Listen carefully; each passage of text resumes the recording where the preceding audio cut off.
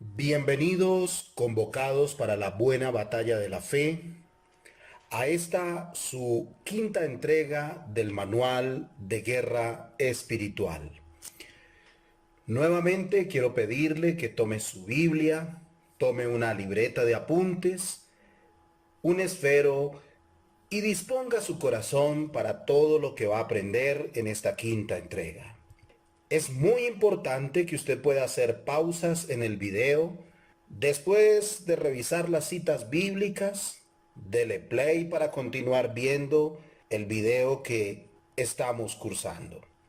Vamos a continuar con el tema de los espíritus que comandan los ejércitos derrotados de las tinieblas. ¿Quiénes son? ¿Cuál es su función? El día de ayer estuvimos hablando acerca de Satanás, acerca de los principados y acerca de las potestades. El día de hoy vamos a continuar nuestro tema y en cuarto lugar vamos a hablar de los gobernadores de las tinieblas de este siglo. ¿Qué son? Son espíritus jerárquicos conocidos como tronos o dominios, cuya intención es afectar las áreas de gobierno de las naciones. Son espíritus principales en las maquinaciones del diablo, cuya prioridad es planificar y maquinar para controlar los gobiernos y a los que gobiernan. Son espíritus controladores de autoridad. Efesios, el capítulo 6 y el verso 12 dice que no tenemos lucha contra sangre y carne, sino contra principados, contra potestades, contra gobernadores de las tinieblas de este siglo, contra huestes espirituales de maldad en las regiones celestes. ¿Qué hacen los gobernadores de las tinieblas de este siglo? Ellos influencian políticos de la tierra, presidentes, ministros, alcaldes, emperadores, reyes, entre otros. Su enfoque principal es controlar la mente, el corazón y la boca de los jerarcas de las naciones. Controlan los gobiernos y a los que gobiernan. Infiltran los niveles superiores de autoridad, sometiendo a los hombres relevantes de la sociedad y a los poderes principales de una nación. Hablamos del poder legislativo, del poder judicial, del poder político y del poder militar. ¿Qué nos dice Dios en su palabra? La Biblia nos muestra en la primera carta del apóstol Pablo a Timoteo, en el capítulo 2, desde el verso 1 al 4, es una invitación del apóstol Pablo que nos enseña a interceder por los gobernantes, por los reyes, por los príncipes, por todos los que están en eminencia. El apóstol Pablo conoce el accionar de estos gobernadores de las tinieblas y por eso nos está invitando a interceder por nuestros gobernantes, porque esto impedirá que sus mentes sean controladas y sus determinaciones afecten a las naciones. Satanás buscará influirlos, pero nosotros los vamos a resistir. En quinto lugar, hablamos de las huestes espirituales de maldad. ¿Qué son las huestes espirituales de maldad? Son legiones o ejércitos de maldad. Son los encargados de falsear la verdad y torcer la sana doctrina. Son mentirosos en grado sumo. Son espíritus guerreros enviados para atacar a los ungidos de Dios. Son instigadores. Contra los profetas de Israel lo fueron, contra Juan Bautista y contra Jesús. ¿Qué hacen las huestes espirituales de maldad? Atacan y asaltan a la humanidad. Desacreditan el Evangelio de Cristo. Buscan evitar la propagación del Evangelio. Bloquean a la iglesia y a sus líderes. Interfieren en la gran comisión. Calumnian y difaman a los ungidos de Dios. Provocan ataques a la iglesia a través de la mentira, la conspiración, la falsedad, el error, la calumnia. Aquí se mueve mucho el espíritu del anticristo. ¿Qué nos dice la palabra?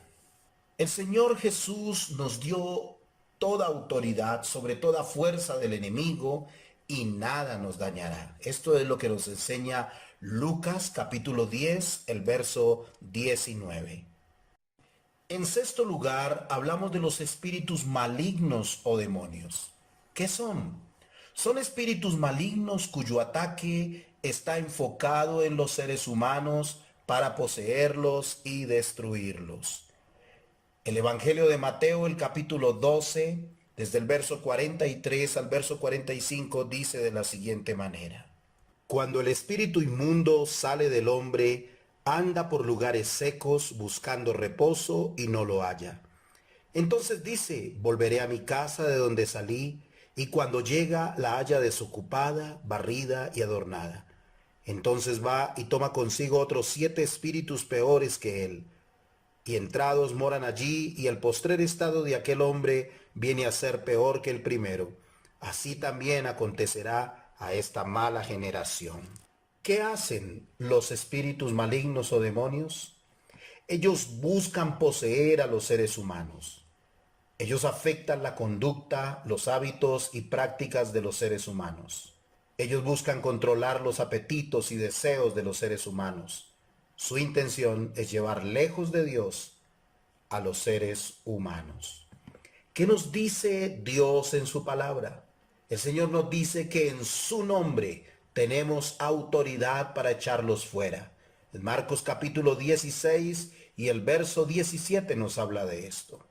Pero también nos dice en Lucas capítulo 10 y el verso 20, con la autoridad de Dios, ellos se someten al creyente en Cristo Jesús. Y en séptimo y último lugar, hablaremos de los hombres que le sirven al diablo. Son seres humanos que se han entregado a la voluntad de Satanás para servirlo. Son brujos, hechiceros, magos, adivinos, profetas de mentira. Son canales de maldad a través de los cuales Satanás y su ejército maligno operan en los pueblos. En el libro de los Hechos de los Apóstoles, el capítulo 13 y el verso 10, el apóstol Pablo se dirige a uno de estos hombres que le sirven al diablo y le dice lo siguiente: oh, lleno de todo engaño y de toda maldad, hijo del diablo, enemigo de toda justicia, ¿no cesarás de trastornar los caminos rectos del Señor? En la Biblia encontramos algunos ejemplos de hombres que le sirven al diablo. La segunda carta del apóstol Pablo a Timoteo, en el capítulo 3 y el verso 8, nos habla de Janes y Jambres, los magos de Egipto. En el libro de Daniel, el capítulo 2 y el verso 2, nos habla de los magos y los adivinos de Babilonia. En el primer libro de Reyes, el capítulo 18 y el verso 19, nos habla de los profetas de Baal y los profetas de Acera. En el libro de los Hechos de los Apóstoles, el capítulo 8, el verso 9, 22 y 23, nos habla de Simón el mago.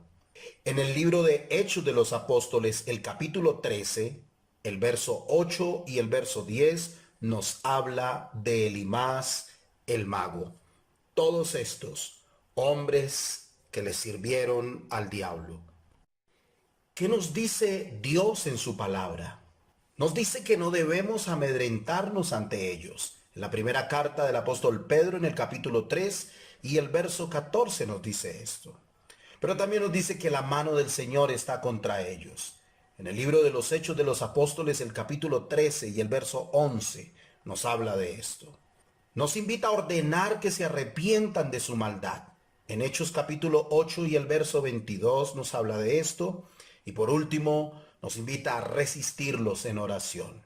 En el libro de los Hechos de los Apóstoles, el capítulo 12, desde el verso 5 al 19, se narra el momento en que Herodes quería matar a Pedro, pero la iglesia hacía sin cesar oración a Dios por él y resistió los planes macabros del enemigo y lograron la libertad de Pedro. La próxima semana vamos a estar estudiando acerca de la armadura de Dios. Vamos a hablar del cinturón de la verdad. Y en las semanas siguientes estaremos mirando acerca de la coraza de justicia, del calzado del evangelio de la paz, el escudo de la fe, el yelmo de la salvación, la espada del espíritu y la oración en el espíritu. Hemos venido estudiando en primer lugar acerca de las vestiduras, En segundo lugar, acerca del ejército derrotado de las tinieblas. Y la otra semana comenzaremos nuestro tema en este manual de guerra espiritual, hablando acerca de la armadura de Dios. Dios les bendiga, ejército de convocados para la buena batalla de la fe.